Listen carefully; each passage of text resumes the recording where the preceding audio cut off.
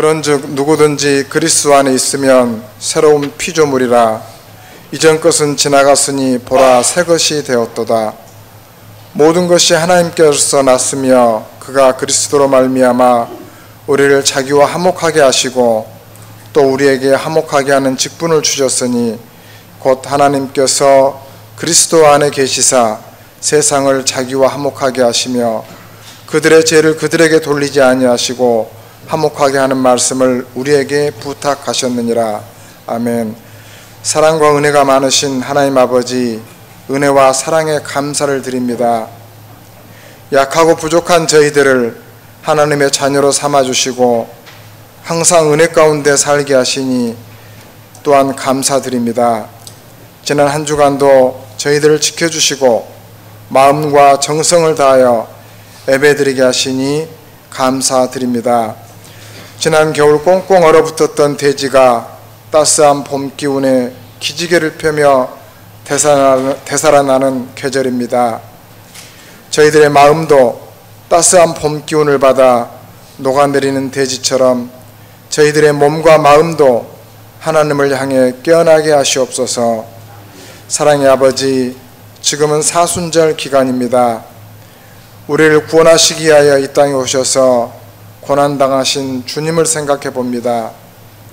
주님의 삶을 본받으며 닮아가게 하시고 남은 사순절 기간 동안 우리의 삶 속에서 절제하는 삶을 살게 하시고 인내하면서 경건한 생활을 할 수 있도록 주님 인도하여 주시옵소서. 세상은 더욱 혼탁하고 강팍해져 가고 있습니다. 평화보다는 전쟁이, 화해보다는 갈등이, 사랑보다는 미움이 더 난무하는 세상이 되어가고 있습니다. 대화보다는 상대를 꼭 이겨서 꾀부셔야 하는 대상으로 보고 있습니다. 부활의 주님을 기다리며 이 모든 현상들이 평화로, 사랑으로, 화목함으로 아름답게 마무리되게 하시옵소서. 이 세상이 약육강식의 힘의 논리로 흘러가지 않게 하시옵소서. 또한 이 시간 말씀 전하신 목사님에게도 함께 하셔서 강건함과 능력 주셔서 성령 충만하고 은혜가 넘치는 말씀이 선포되게 하시고 예배의 순서마다 주님의 은혜가 충만하게 하여 주시옵소서. 말씀 듣는 저희들에게도 동일한 은혜를 주시옵소서. 예배의 시종을 주님께 의탁하오며 부활하셔서 승천하신 예수님의 이름으로 기도드렸습니다. 아멘. 마태복음 27장 1절입니다. 새벽에 모든 대제사장과 백성의 장로들이 예수를 죽이려고 함께 의논하고 그때 예수를 판 유다가 그의 정죄됨을 보고 스스로 뉘우쳐 근 30을 대제사장들과 장로들에게 도로 갖다 주며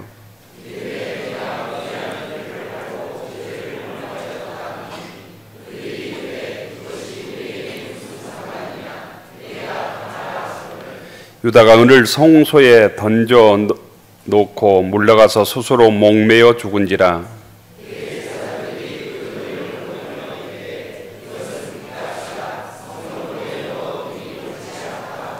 의논한 후 이곳으로 토기장이에 밭을 사서 나그네의 묘지를 삼았으니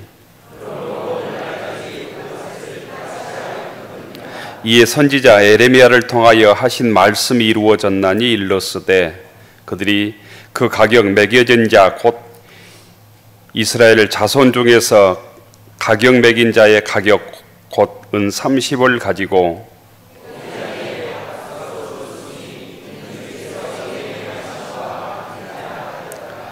예수께서 총독 앞에 섰음에 총독이 물어 이르되 내가 유대인의 왕이냐? 예수께서 대답하시되 내 말이 옳도다 하시고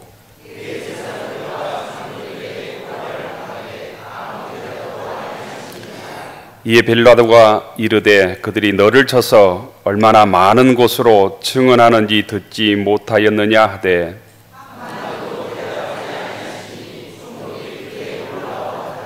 명절이 되면 총독이 무리의 청원대로 죄수 한 사람을 놓아주는 전례가 있더니 그들이 모였을 때 빌라도가 물어 이르되 너희는 내가 누구를 너희에게 놓아주기를 원하느냐 바라바냐 그리스도라 하는 예수냐 하니 총독이 재판석에 앉았을 때 그의 아내가 사람을 보내어 이르되 저 옳은 사람에게 아무 상관도 하지 마옵소서. 오늘 꿈에 내가 그 사람으로 인하여 얘를 많이 태웠나이다 하더라.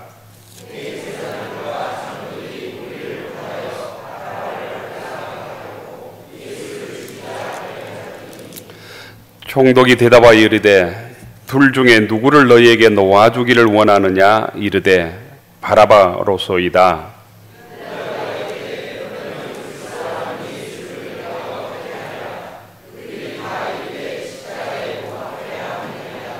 빌라도가 이르되 어찌미냐 무슨 악한 일을 하였느냐 그들이 더욱 소리질러 이르되 십자가에 못 박혀야 하겠나이다 하는지라.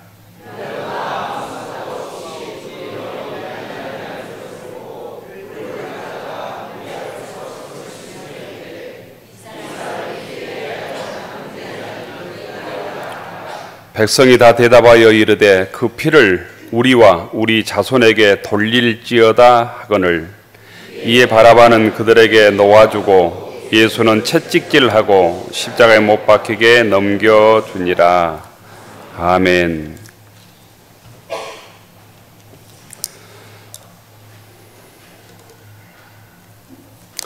찬양해 주신 성가대 감사드립니다. 사순절 5번째 주일입니다. 주회 전에 나오신 모든 교우들을 주의 이름으로 축복합니다. 옆 사람 인사하시죠. 반갑습니다. 잘 나오셨습니다. 주님의 평화가 여러분에게, 주님의 평화가 성가대원들에게 생명을 택하고 내 하나님을 사랑하라. 생명을 택하고 내 하나님을 사랑하라.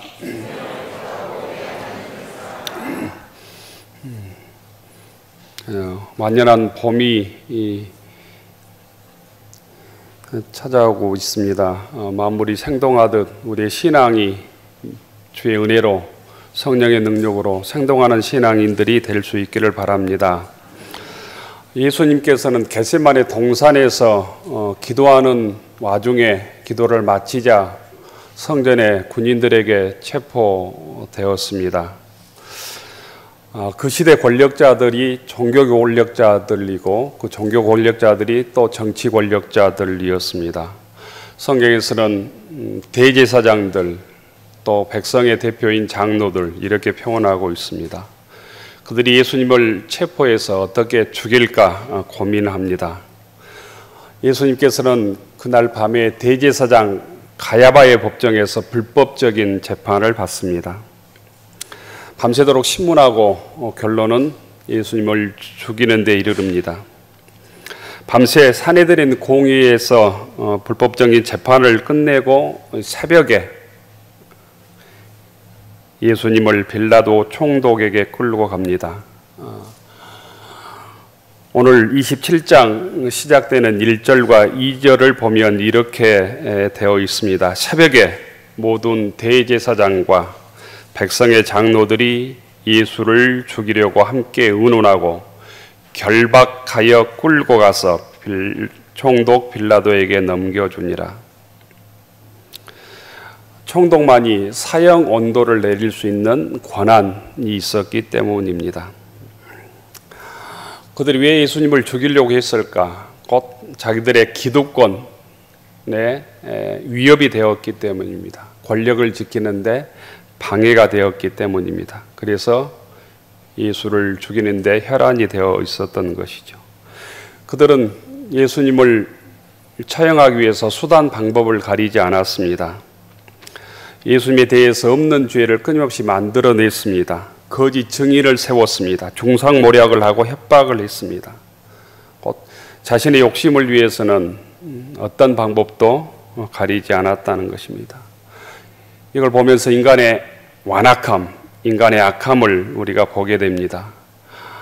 자신들의 권력을 지키기 위해서, 욕심을 채우기 위해서 얼마나 인간이 악할 수 있는지를 보게 되는 것이죠. 곧 예수님이 그들의 희생양이 됩니다. 이런 모습은 예수님뿐만 아니라 예수님 이후에 2000년간 계속 반복되었습니다.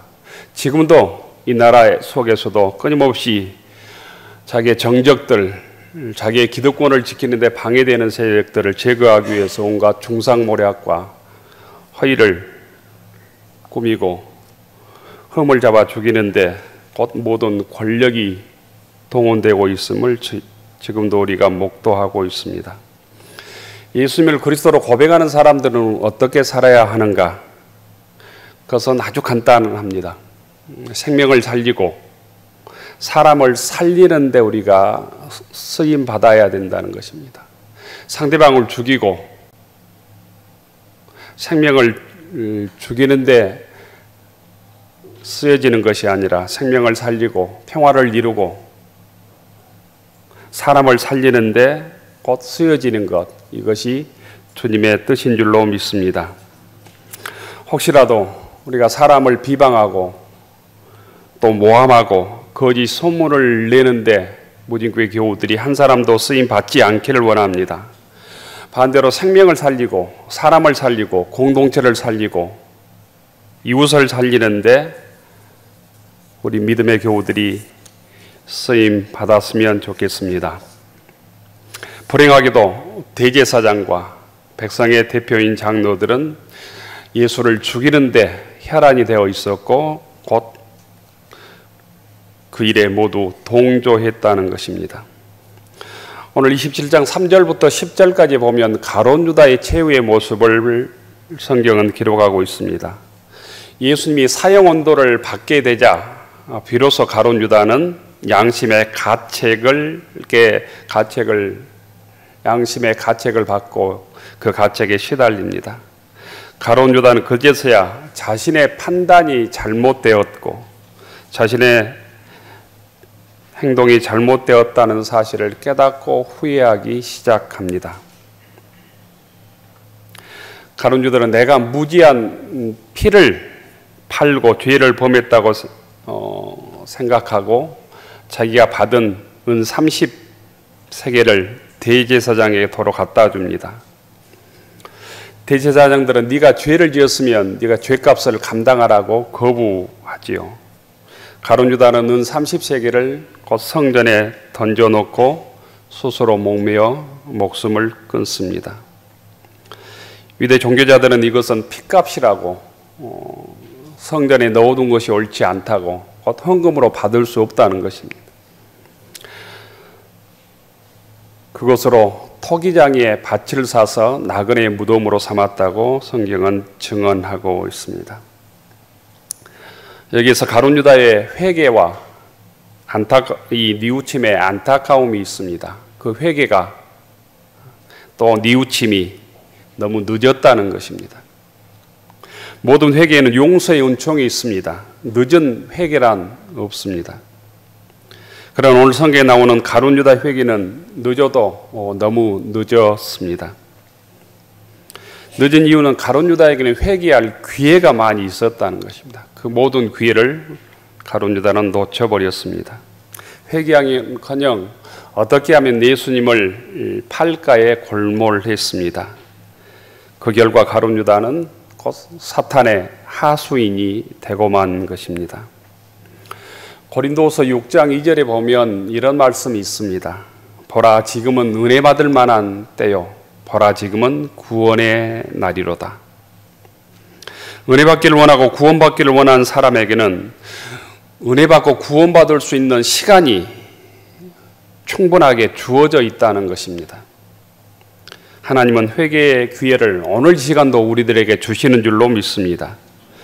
축복의 기회, 은혜의 기회, 구원의 기회를 우리 모두에게 주셨습니다. 하지만 가룟 유다는 그 시간들을, 그 은혜의 시간들을, 회개의 기회들을 모두 놓치고 말았습니다. 혹시 여러분들에게 지금 이 시간이 예수 믿을 때고 은혜 받을 때뿐만 아니라 회개하고 거듭날 때가 아닌지 모릅니다. 회개하고 용서받아야 될 때인지도 모르겠습니다. 회개할 때가 우리들에게 영원히 주어져 있지 않다는 것입니다. 구원의 문이 항상 열려져 있지 않습니다. 지금은 은혜 받을 만한 때고 지금은 구원의 날이지만 그 시간이 지나면, 지금이 아니면 구원의 문은 닫히고 은혜의 기회는 사라지고 마는 것입니다. 언젠가는 그 때가 지나고 그 문이 닫히게 되어 있습니다. 문은 닫히기 위해서 있는 것입니다. 닫기 위해서 있는 거예요. 여러분들에게, 여러분들의 인생에서 지금이 어느 때인가를 분별하는 것, 분별하고 은혜 받을 만한 때인지, 구원의 때인지, 회개하고 거듭나야 될 때인지, 주님께 쓰임받아야 할 때인지를 분별하는 믿음의 권속들이 되기를 축원합니다. 가룟 유다는 그 모든 때를 놓치고 말았기 때문에 비참하게 소망 없는 최후를 맞고 만 것이죠. 대제사장과 백성의 장로들은 불법적인 재판을 끝내고 예수를 결박해서 빌라도에게 넘깁니다. 예수님과 세상의 권력을 상징하는 본디오 빌라도의 역사적인 만남이 시작되는 것입니다. 11절에 보면 빌라도 총독이 예수님께 묻습니다. 내가 유대인의 왕이냐? 곧 대제사장과 백성들의 장로들이 예수의 제목을 이렇게 붙였습니다. 스스로 자칭 유대인의 왕이라고 한다는 거예요. 이건 정치적인 제목입니다. 그 당시에 왕이 누굽니까? 황제가 누굽니까? 시저입니다. 가이사입니다.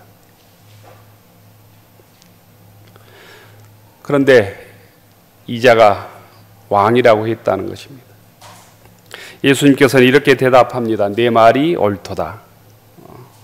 네가 묻는 말이 옳다라는 거예요. 내가 유대인의 왕이냐? 그렇다는 것입니다.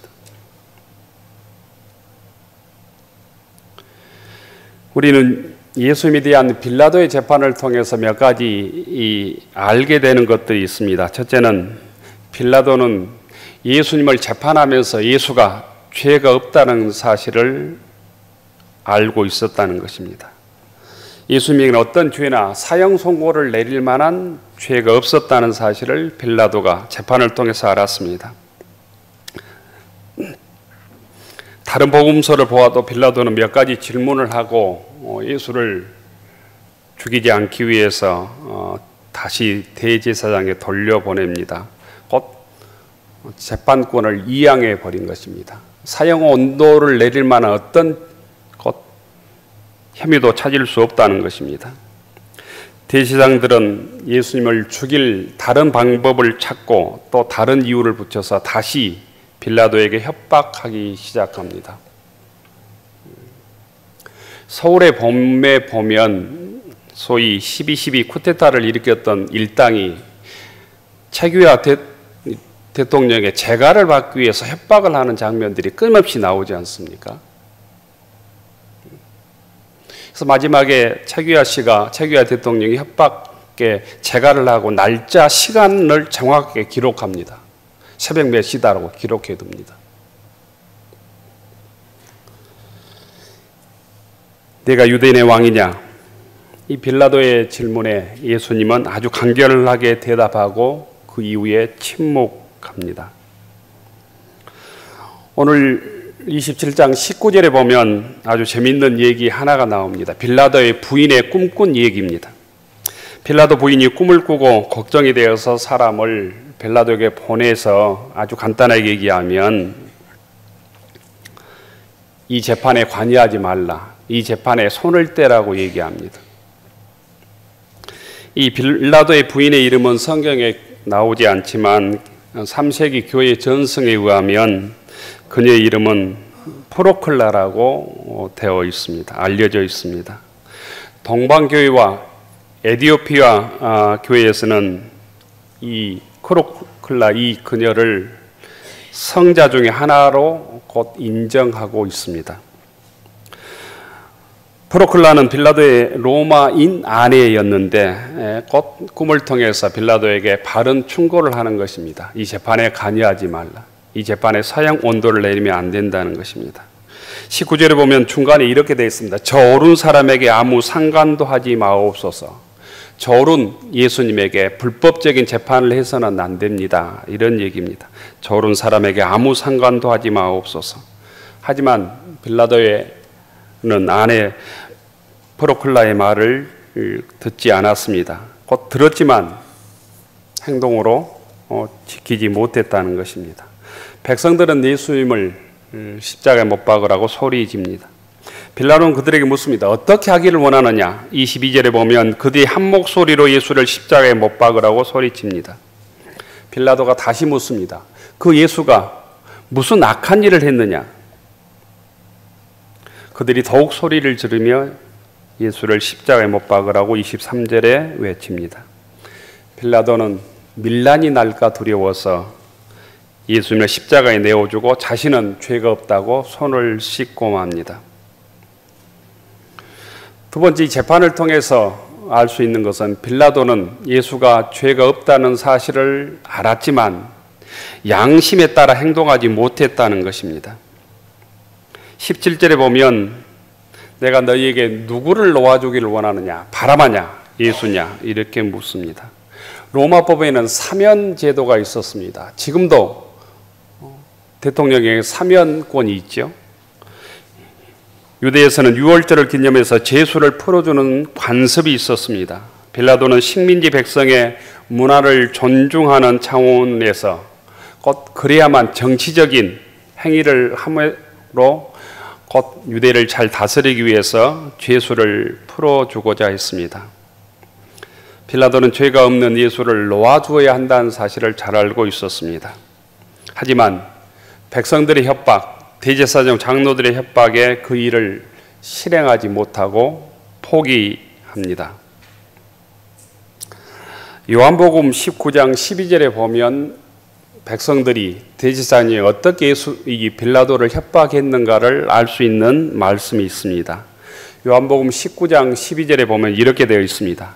유대인들이 소리질러 이르되 이 사람을 놓아주면, 곧 예수를 놓아주면 가이사의 충신이 아니니이다. 무릇 자기의 왕이라 하는 자는 가이사를 반역한 것이니이다. 유대인의 왕이라고 제목이 되어 있는데 이 예수를 풀어주면 당신은 가이사의 충신이 아니다. 가이사의 로마 황제에 반역하는 것입니다. 이렇게 협박을 합니다. 유대인들은 빌라도가 로마의 반역자를 묵인했다고 로마 황제에게 고발하겠다는 협박도 했다는 것입니다. 또한 대제사장과 장로들이 빌라도의 약점을 잘 알고 있었습니다. 소요가 일어나면, 밀란이 일어나면 로마 황제로부터 소환을 당할지도 모른다는 두려움이 빌라도에는 있었습니다. 그런 이유로 불의한 압력에 쉽게 타협하고 마는 것이죠. 빌라도는 현실과 타협하고 양심이 마비되는 길을 걷습니다. 26절에 보면 이에 바라바는 그들에게 놓아주고 예수를 채찍질하고 십자가에 못 박히게 넘겨주니라 이렇게 말씀합니다. 빌라도는 양심에 따라 재판을 하지 못하고 권력을 유지하기 위해서, 대제사장들에게 잘 보이기 위해서, 백성들의 밀란이 무서워서 불법적인 곧 재판을 하고 마는 것입니다. 예수를 처형하는데 결국 가장 핵심적인 역할을 한 사람이 빌라도입니다. 우리들은 빌라도에 대해서 잘 알지 못합니다. 사도신경을 외울 때만 본디오 빌라도에게 권한을 받았다 이렇게 알고 있습니다. 빌라도는 로마 사람이 아니었답니다. 여러 가지 전설이 있는데 스코틀랜드에서 태어났다는 설도 있고 어쨌든 로마 사람이 아니었습니다. 로마 사람이 아닌 사람 중에서 로마에서 가장 높은 직책에 오른 역사적인 사람이 곧 본디오 빌라도입니다.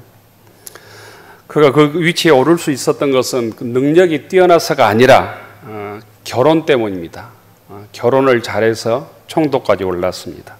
빌라도는 티베리우스 황제의 세 번째 아내인 클라우디아의 딸과 결혼을 했습니다. 정략 결혼을 한 것이죠. 그래서 친족이라는 배경으로 총독까지 되었습니다. AD 26년에 유대의 총독으로 왔습니다. 하지만 그의 능력이나 성품은 총독으로서의 역량이 없었습니다. 그래서 총독의 역할을 잘 감당하지 못합니다. 그가 10년 동안 유대의 총독으로 있었는데 하루도 바람 잘 날이 없었다고 역사학자들은 기록하고 있습니다. 잘못된 리더십이 세워지면 공동체나 국가가 시끄럽잖아요. 빌라도의 성품은 또한 잔인하고 독선적이었다고 학자들은 기록합니다. 하지만 역사학자들은 그의 처세술은 아주 뛰어났다고 기록하고 있습니다. 본두 빌라도가 예수님을 처형한 내용은 로마의 역사가이며 언론의 의원이었던 타키우스가 기록한 연대기라는 책에도 기록되어 있습니다. 당시 채찍질은 십자가 처형 전에 행한 형벌이었습니다. 그 채찍질은 너무나 가혹했기 때문에 유대법에 의하면 40대를 때리지 못하도록 되어 있습니다. 40대가 넘어서면 그 채찍질 때문에 사람이 죽는 일들이 흔하게 나타났기 때문입니다. 예수님은 죄인들의 채찍에 맞고 사형장으로 보내집니다. 오늘 성경에 기록된 불의한 빌라도의 법정은 오늘 우리들이 살고 있는 이 세상의 법정에서도 가끔씩 또는 자주 볼 수 있는 모습입니다. 오늘 우리가 살고 있는 그 해병대 최상병이라고 하는 사건을 통해서도 얼마나 국가 권력이 불의하게 이 일을 처리하고 있는지를 국민들이 실시간으로 목도하고 있지 않습니까? 핵심적인 피의자라고 하는 그 사람을 호주 대사로 임명하는 사건을 통해서 얼마나 불의한 권력이 불의한 권력을 유지하기 위해서 혈안이 되었는지를 알게 되는 것이죠. 이 최상병의 억울한 죽음의 원인이 공정한 법 집행을 통해서 밝혀지기보다는 진실은 덮어지고 진실을 밝히려고 했던 사람들이 도리어 항명죄의 재판을 받고 있는 모습도 우리가 보고 있습니다. 우리는 지금 이런 시대를 살고 있습니다. 법을 통해서 정의가 밝혀지기보다는 불법이 정당화되고 의인들이 죄인들이 되는 불의한 세상을 우리가 살고 있는 것이죠. 이것은 2000년의 모습뿐만 아니라 예수님 시대 2000년의 불의한 재판이 아니라 오늘 이 시간 반복되고 있다는 것입니다. 유신시대의 불법 재판들이 얼마나 많았는지 알지 못합니다. 1975년에 인혁당 사건에서는 사형원도를 내리고 18시간 만에 하루도 지나기 전에 8명을 사형원도를 내립니다. 국제적으로 이 사법 역사상 가장 수치스러운 재판으로 기록되어 있습니다. 국제적으로 이 사건들은 곧 사법살인이라고 이 세계에서는 비난을 받았습니다. 2013년 곧 이 인혁당의 사건들은 재심에서 모두 무죄가 났습니다. 1차 이제 곧 이 사건에서도 무죄가 난 사건들이죠. 이런 사건뿐만 아니라 이승만 정권 시대에 얼마나 많은 민간인 학살들이 있었는지 모릅니다. 빌라도의 불법적인 재판을 오늘 다른 역사적인 가면을 쓰고 지금도 반복되고 있다는 거예요. 예수의 십자가 처형에서 우리가 잊을 수 없는 두 사람을 꼽을 수 있습니다. 가룟 유다와 빌라도입니다. 그들의 동기가 무엇이었든지, 그들의 속마음이 무엇이었든지, 그들이 원했든지 안 했든지 간에 가룟 유다와 빌라도는 예수님의 처형에 가장 악역을 담당했던 사람입니다. 악역을 맡은 자들의 최후는 어떻게 되었을까? 가룟 유다는 예수님을 판 다음 양심의 가책을 받아서 스스로 목매어 죽습니다. 비참한 최후를 마감한 것이죠. 빌라도 총독은 어떻게 되었을까? 빌라도 총독은 유다와 사마리아 이두메를 10년간 통치한 후에 사마리아의 대학살에 연루되어서 10년 후에 소환되어서 비엔나로 추방당합니다. 유대 역사가 요세포스에 의하면 이 추방당한 빌라도는 비엔나에서 스스로 목숨을 끊습니다. 빌라도도 비참한 최후로 인생을 마감하는 것이죠. 오늘 우리는 예수님에 대한 불의한 재판을 봅니다. 불의한 재판을 통해서 각자의 욕심을 위해서 참여한 자들이 성경에 나와 있습니다. 성경은 그들의 이름을 기록하고 있는 것이죠. 대제사장, 백성의 대표로 되는 장로들, 예수님의 십자가에 못 박으라고 소리친 유대인들, 사형을 온두한 빌라도, 예수님을 판 가룟 유다. 불행하게도 이들의 이름들은 예수님을 죽이는데 쓰임받았던 사람들입니다. 그들은 하나님의 뜻 대신 사람들의 욕심을 택한 사람들입니다. 이들은 권력자들과 기득권자들에게 또한 이용당한 사람들입니다. 그들은 진리 대신 실리를 택하고 진실 대신 현실을 택하고 정의 대신 자신의 안락을 택한 사람들입니다. 현실을 택하고 실리를 택하고 안락을 택하고 권력을 택하고 물질을 택했지만 성경은 그 불의한 이름들을 성경에 정확하게 또한 기록하고 있습니다. 예수님은 정의보다 자신의 정치적 생명을 더 중요시했던 불의한 지도자에 의해서 처형됩니다. 원칙보다는 상황에 따른 명분을 더 중요하게 여겼던 지도자에 의해서 처형됩니다. 오늘 우리는 이 사건 속에서 결단해야 합니다. 내가 양심의 소리를 따를 것인가, 욕심의 소리를 따를 것인가, 하나님의 뜻을 추구할 것인가, 개인의 야망을 추구할 것인가, 진리를 선택할 것인가, 비진리를 선택할 것인가, 일시적으로 세상적인 성공을 위해서 불의와 타협할 것인가, 정의를 선택할 것인가. 이런 선택의 기로에서 양심의 소리, 하나님의 목소리를 외면하고 진리의 소리를 외면하고 불의를 택한다면, 우리가 불의를 선택한다면 오늘 우리 속에 계시는 예수님께서 또한 우리의 불의한 선택을 통해서 십자가에 못 박힌다는 사실을 기억할 수 있기를 바랍니다. 교우 여러분, 혹시 지금 악의 유혹에 방황하고 있지는 않습니까? 세상의 유혹이 심하기 때문에 우리는 그래서 깨어 기도해야 합니다. 말씀을 붙들어야 합니다. 주의 음성을 듣고 순종해야 합니다. 거듭거듭 우리의 불의한 삶을 회개를 통해서 용서받고 주의 능력으로 무장해야 합니다. 그래야만이 우리가 세상 속에서 빌라도의 역할을, 가룟 유다의 역할을, 대제사장의 역할을, 유대인의 군중들의 역할을 하지 않고 하나님께 쓰임 받을 수 있습니다. 바라기는 교우들 중에 한 사람도 이 불의한 재판에 쓰임 받았던 사람들처럼 악한 일에 쓰임 받는 성도들이 없기를 바랍니다. 생명을 살리는 일, 평화를 이루는 일, 사람을 살리는 일이 주의 뜻이고, 사람을 죽이고 생명을 파괴하는 일은 곧 사탄의 일, 마귀의 유혹이라고 하는 사실, 마귀의 일이라고 하는 사실을 기억해야 합니다.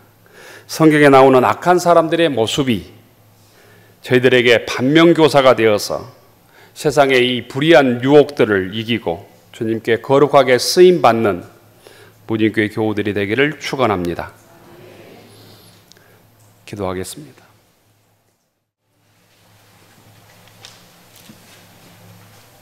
하늘 우러러 축원하옵나니 이제는 십자가의 고난을 통해서 우리를 구원해 주신 예수님의 은혜와 하나님 아버지의 극진하신 사랑하심과 우리 함께 하시며 고난 속에서도 승리하도록 우리를 붙드시고 인도하시는 성령님의 이루하심과 함께 하심이